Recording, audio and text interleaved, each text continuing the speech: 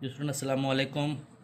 उम्मीद करता हूँ खैरियत से होंगे। तो आज के इस लेक्चर में हम एक्सरसाइज 8.3 क्वेश्चन नंबर 11 सॉल्व करेंगे। 11 में कह रहा है find the product of abscissa and product of ordinate of the point with the line y equal to mx meet the circle x square plus Y square plus 2gx plus 2y plus C. General equation of circle दी हुई है और आपको कह रहा है product of abscissa निकालें और प्रोडक्ट ऑफ ऑर्डिनेट निकालें। तो इसको हम देख लेते हैं। तो डियर स्टूडेंट यहाँ पर समझ लें हमारे पास सर्कल है और इस सर्कल की जनरल इक्वेशन दी हुई है x square plus Y square plus 2gx plus 2fy plus C equal to 0। इसको मैंने 1 का नाम दे दिया और हमें एक लाइन की दी हुई है जिसकी क्वेश्चन है y is equal to m x. तो सिर्फ ये लाइन की क्वेश्चन है, सी नहीं है क्योंकि y इंटरसेप्ट 0 है। ठीक है, अब ये y is equal to m x जहाँ दिया हुआ है तो हम इससे पुट कर लेते हैं y is equal to m x put in equation 1। तो आप क्या करेंगे, 1 एम्प्लॉयज़ जहाँ जहाँ वाई है वहाँ ये पुट कर देंगे X square plus M X का whole square plus 2g x plus 2f y M x plus C equal to 0। ठीक है भाई, तो ये हो गया हमारे पास X square plus M square X square plus 2gx plus 2f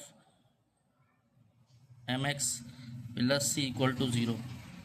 ये हो गया। अच्छा, यहाँ से 1 plus M square X square सही है प्लस इन दोनों में से 2g plus f m x plus C equal to 0। लेकिन दोनों में से 2 कॉमन आ गया और x कॉमन आ गया, उधर लिख दिया। अब ये हमारे पास किस फॉर्म में बन गई, ये इस फॉर्म में बन गई कि A X square plus B X plus C. यानी कि ये जो है हमारे पास ये पूरा a है, x को हटा के एक्स स्क्वायर को हटा के, और ये b है और कांस्टेंट c है। ठीक है, c है। ठीक है, तो इस ये क्वेश्चन इस फॉर्म में बन गई। अब हमें पता है प्रोडक्ट ऑफ एब्सिसा देखते हैं। तो प्रोडक्ट ऑफ एब्सिसा,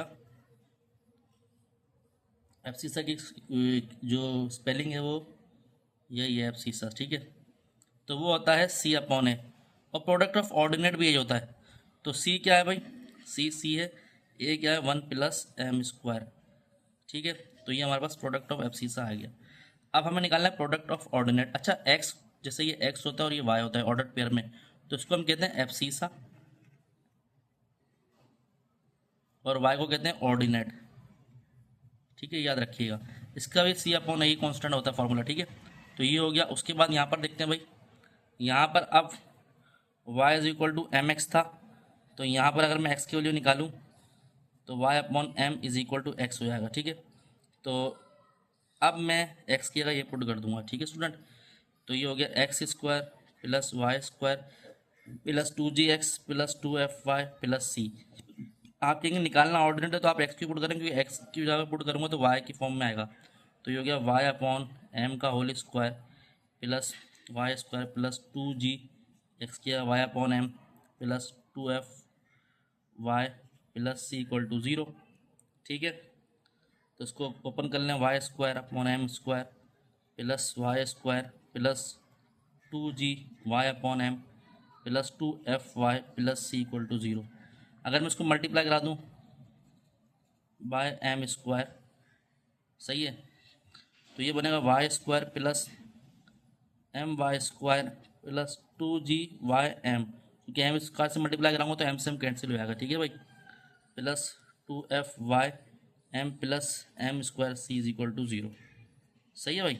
अब यहाँ पर 1 प्लस एम ऐसे लिखा और वाई स्क्वायर कॉमन आ गया। ठीक है, और यहाँ एम स्क्वायर आएगा। ठीक है भाई, और यहाँ पर प्लस 2 तो कॉमन आ रहा है, जी वाई ऐसे लिखा, जी एम ऐसे लिखा प्लस एफ एम ऐसे लिखा, वाई कॉमन आ गया। ठीक है, चाहे तो आप एम भी निकाल सकते हैं। ठीक है, उससे कोई फ़र्क नहीं पड़ता क्योंकि हमारा ताल्लुक उससे नहीं है।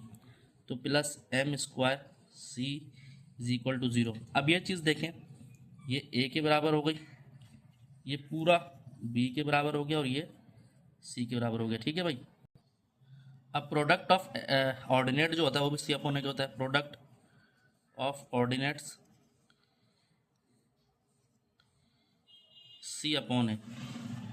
ठीक है स्टूडेंट, अब सी यहाँ पर क्या है, एम स्क्वायर सी या सी अपॉन एम, और ए कितना था देखिए ये सी कितना था एम स्क्वायर सी, ये कितना था 1 प्लस एम स्क्वायर, तो ये कितना था 1 प्लस एम स्क्वायर, ये आ गया प्रोडक्ट ऑफ ऑर्डिनेट। सही है, तो ये स्टूडेंट हमने सॉल्व कर लिया। तो उम्मीद करता हूँ ये लेक्चर आपके समझ आया होगा। तो अगर आपको हमारा अच्छा लगा लाइक और सब्सक्राइब करें, दोस्तों में शेयर करें, मज़ीद वीडियो आपको मिलते रहेंगी। ध्यान रखें, अस्सलाम वालेकुम।